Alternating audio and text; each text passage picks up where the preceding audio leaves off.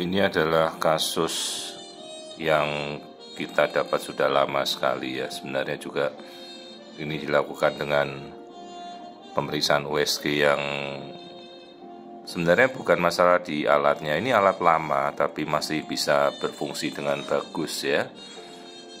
Kasus di mana terjadi tumor pada paru-paru bayi. Sementara dari wajah tidak ada masalah. Ini wajahnya semuanya bagus. Ini kasus yang pernah saya dapat tahun 2018 dengan alat USG yang lama dulu. Tapi meskipun alatnya lama, tapi bagi kita sendiri untuk mendapatkan kejelasan pemeriksaan sudah sangat memadai ya. Jadi bukan tergantung dari alat ya, tapi bagaimana kita bisa memakai dan melakukan pemeriksaan sesuai kompetensi dan keahlian kita.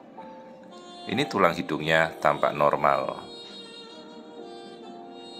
Jadi kasus tumor pada paru-paru itu tidak ada hubungan dengan kelainan genetik, makanya semuanya tampak normal. Ini kita juga lihat struktur kepala seperti ini ya, struktur kepala normal. Mungkin kalau kita bandingkan dengan alat yang sekarang jauh lebih tajam, lebih canggih, kita bisa lihat ini mata, meskipun tidak seperti yang sekarang, tapi sudah bisa saya lihat juga ya. Lihat ini wajah lah.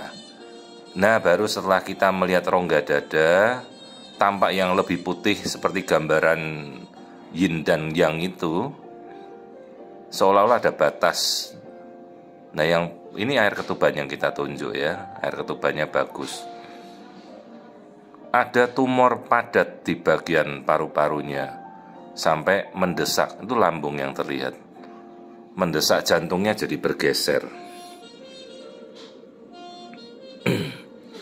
Permasalahannya kita tidak tahu itu jenis apa dari tumor pada daerah paru ya. Ini kita lihat kandung kencingnya normal seperti biasa, kita lihat lambung juga normal. Nanti kita coba amati dengan lebih detail ya. Nah ini ada cairan bebas di dalam rongga dada, namanya efusi pleura. Jadi seolah-olah paru-parunya itu tergenang oleh air. Ya, ini paru-paru yang normal terlihat di sampingnya. Ini liver yang kita tunjuk ini, liver. Nah, terus jadi diantaranya itu ada cairan. Jadi seperti gambaran bendera putih dan lebih gelap. Nah, ini cairannya efusi. Dan juga ada asites cairan di bagian perutnya. Jantung sendiri bergeser. Nah ini struktur seperti ini yang kita amati sebagai congenital cystic adenomatoid malformation of the lungs. Kita belum tahu jaringannya, umumnya jinak ya, tapi masalahnya benjolan seperti itu kan membutuhkan pembedahan nantinya. Nah apabila kemudian asites biasanya karena proteinnya si bayi ini sudah jelek. Nah bagaimanapun namanya tumor ya, dia bisa menyerap protein di tubuh bayi ya, jadi dia habiskan. Itu jantungnya aja sampai bergeser, nih yang putih sekali ini. Bagian padat muncul di paru-paru, jadi paru-parunya jadi tidak berkembang. Nah ini namanya congenital cystic adenomatoid malformation, berupa benjolan, tumor padat di paru-parunya. Masalahnya ini begitu lahir, apakah paru-parunya mau berkembang apa tidak, kita tidak tahu. Tapi kemungkinan paling jeleknya itu paru-parunya nggak akan berkembang. Ya kalau paru-paru tidak berkembang, bayinya tidak bisa nangis. Meskipun diintubasi, dipasang ventilator, gimana mau mengembangkan paru-paru kalau masih ada tumor mengisi rongga dadanya. Sekarang kalau kita lakukan pengangkatan tumor paru-paru, apa ya bayinya bertahan? Itu kan logikanya demikian berpikirnya kita. Jadi semakin besar dia mendesak ya semakin prognosisnya buruk. Jantungnya sampai bergeser, paru-parunya tidak mau berkembang, diisi oleh rongga dadanya oleh tumor padat seperti ini.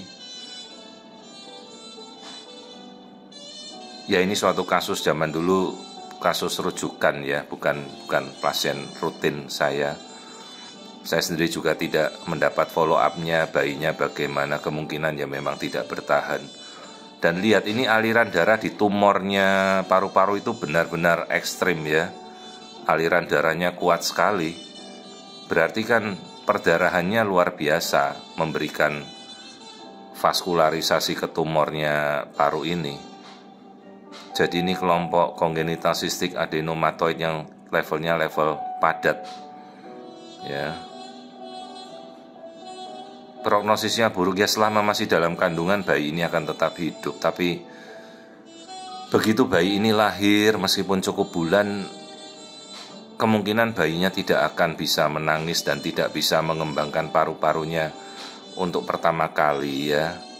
Dan kasus-kasus seperti ini, CCAM ini sulit untuk ditangani. Jadi dia memang terbawa sejak lahir, kelainan bawaan ini bukan ada karena penyebab tertentu ya, tidak bisa kita ketahui. Tiba-tiba muncul tumor paru seperti ini, mau gimana? Dan misalnya kemudian kita anjurkan ibunya, Bu, nanti dioperasi apa ya, bayinya kuat, begitu lahir langsung diangkat tumor sebesar itu di paru-parunya ya, hampir menguasai berapa itu, 3/4 rongga dada. Terus bagaimana kita mau mengembangkan paru-parunya kalau misalnya dari awal sudah tertekan tumor? Ya prognosisnya jelek. Jadi kita tidak bisa ya menyampaikan yang memang kondisinya terburuk lah. Jadi ibunya ya mengerti ya, mereka bisa mengerti bahwa ini kondisi yang sangat berat ya. Sampai jantungnya tergeser, pindah sebelah sisi gitu.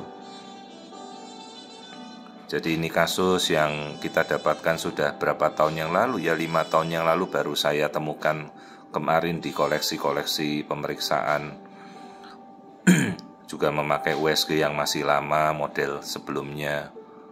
Tapi meskipun USG-nya lama, tidak ada masalah, kita bisa memakai dengan benar ya untuk memeriksa kondisinya. Dan sebenarnya USG apapun kalau kita pakai dengan benar sesuai kompetensi dan keahlian kita, itu sudah sangat untuk membantu kita bisa mendiagnosa. Seperti gini, kita temukan tumor pada paru-paru bayi dalam kandungan masih 27 minggu. Jadi bisa membantu untuk menjelaskan ke orang tuanya.